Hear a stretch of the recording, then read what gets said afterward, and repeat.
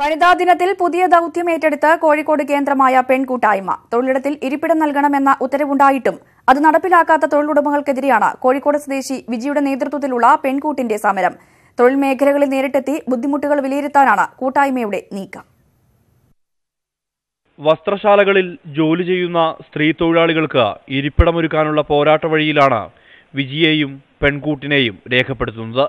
മിഠായി തെരുവിലെ തയ്യൽ തൊഴിലാളിയായ വിജിയുടെ നേതൃത്വത്തിൽ 2014 നടത്തിയ ഇരിക്കൽ സമരം വസ്ത്രശാലകളിൽ സ്ത്രീകൾക്ക് ഇരിപ്പിടമൊരുക്കണമെന്ന സർക്കാർ ഉത്തരവിന് വഴിവെച്ചു.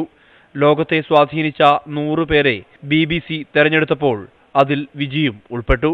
സ്ത്രീകളെ സംബന്ധിച്ച് സ്ത്രീകൾ ഏറ്റവും കൂടുതൽ ഇരട്ട ചൂഷണം അനുഭവിക്കുന്ന സ്ത്രീ തൊഴിലാളികൾ ഇരട്ട ചൂഷണം അനുഭവിക്കുന്നവരാണ്.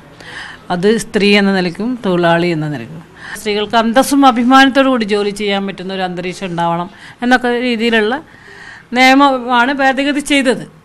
അത് വളരെ സ്വാഗതാർഹമാണ്. ഇരിപ്പിട ഉത്തരവ് നടപ്പാക്കാൻ ഇനിയും പല സ്ഥാപന ഉടമകളും തയ്യാറായിട്ടില്ല. ഈ സാഹചര്യത്തിൽ നേരിട്ടെത്തി ബുദ്ധിമുട്ടുകൾ വിലയിരുത്താനുള്ള നീക്കമാണ് വനിതാ ദിനം മുതൽ പെൺകൂട്ട് നടത്തുന്നത്. അനുഭവിക്കണു എന്ന് ഇവർ വെറുതെ പരസ്യത്തിൽ പറഞ്ഞാൽ പോരാ, തൊഴിലാളികൾ പറയണം. യഥാർത്ഥ തൊഴിലാളികൾ പറയണം ഞങ്ങൾക്ക് ഇരിക്കാൻ കഴിയുന്നുണ്ട്. അതുവരെ ഞങ്ങൾ പോരാട്ടം തന്നെയായിരിക്കും.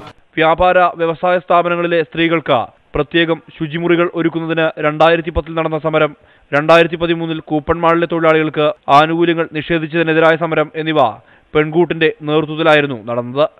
ക്യാമറാമാൻ ഷാഫിക്കൊപ്പം സനോജ് സുരേന്ദ്രൻ, ന്യൂസ് 18 കോഴിക്കോട്.